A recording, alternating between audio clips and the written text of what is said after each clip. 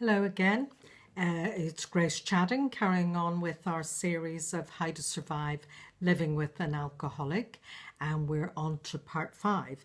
Now, in the last video, I talked about waking up, and I said to you that the following on from that would be grow up. But it did occur to me that before I talk about growing up, that I need to say something about narcissism, because some of you undoubtedly are living with a narcissist, because many narcissists are alcoholic, and I guess many alcoholics are also narcissists, and it's important for those of you who are watching whose partner is a narcissist, it's helpful for you to know that. Many people who are living with an alcoholic, and the challenges and difficulties of that are complicated by the fact that their partner is also a narcissist or has a narcissistic personality disorder. And many women don't know that, and so they live for years on end in a situation that actually is just never ever going to change. There are many men, and I'm talking about men as alcoholics. We know there are lots of women alcoholics as well, but I'm talking to you as women partners of alcoholics. Many men do recover from alcoholism. They will go to AA, or they will have therapy, and they will make a reasonable recovery and carry on to live good, fulfilling, decent lives and make good marriages. There's another subgroup of that who will gain some sobriety, but they may relapse. But the small group that I'm talking about who have narcissistic personality disorders, they're just never going to be okay, even if they weren't alcoholics.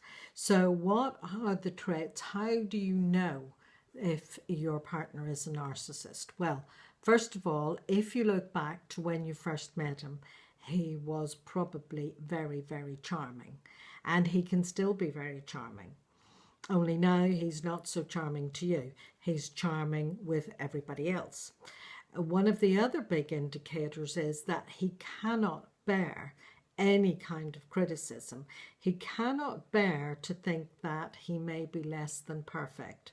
He cannot bear to think that he has any kind of a flaw, and he tends to be very manipulative. Look, I'm just going to read some bits out of you quickly from, this is a book called The Three Faces of Evil, and it's written by a friend of mine, Christine Louis de Canonville, who teaches other professionals about how to identify when someone has been the victim of a narcissist, because and if you are, you need to know it. So Christine, her book The Three Faces of Evil, unmasking the full spectrum of narcissistic abuse, because if your partner is a narcissist, then undoubtedly you are being abused emotionally, mentally, and psychologically, if not physically as well. So the 8 things that Christine uses here, and I'm just going to read them out to you, is firstly, he has a grandiose sense of self-importance, exaggerates accomplishments, and demands to be considered superior without any real evidence of achievement. Secondly, he lives in a fantasy world of exceptional success, power, beauty, genius, and perfection. Thirdly, they think of themselves as special or privileged, and that they can only be understood by other special or high status people. Fourth, they demand excessive amounts of praise, admiration from others.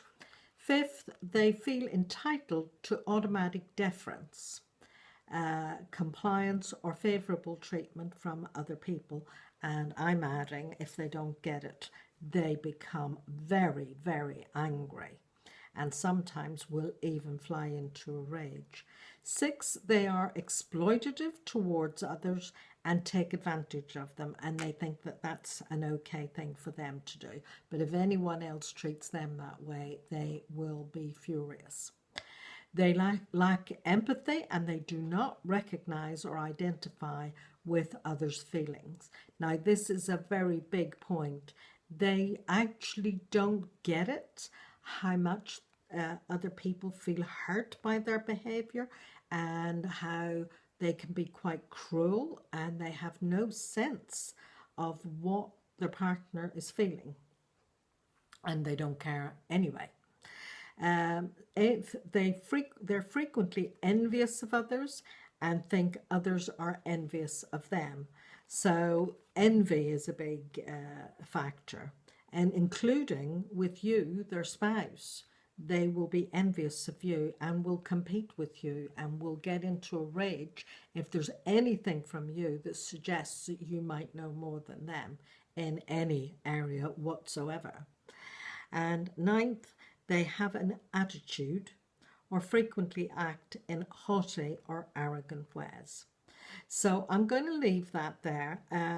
I think that's enough for you to be going on with, but I just really did want to put that in, because if your partner, who may be alcoholic, but if he's has narcissistic tendencies or narcissistic personality disorder, you need to know that now, because fundamentally, in my view, you are flogging a dead horse.